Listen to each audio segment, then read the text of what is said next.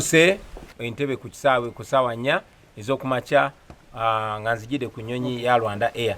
Naye lubadde okutonya ku kisaawe bansise ku nnyonyi abasajja abambalidde mundu nga tebali mu uniform ya poliisi wabula nga bambadde butaaga nga balinga abakola ku kisaawe. Ne banvuga ne bantwala ku kisaawe ekikadde. Otuse ku kisaawe ekikadde ekyo ne banzijamu ne banza mmotoka y'amagye ne mutuula omwo abo abasajja abampambye n'abalala babadde nga 15 nga benyize mu kamotoka ako ka van.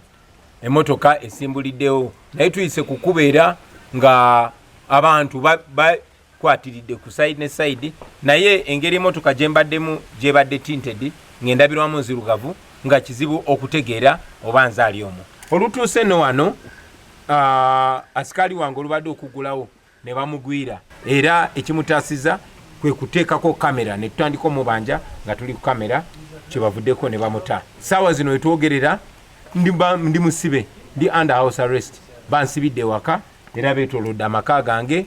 Tiyagas gwe muwulira bakuba bantu bagezaako okujja okunkulisaayo. Download the app on App Store or Google Play Store now. Vision Digital Experience, the future of media.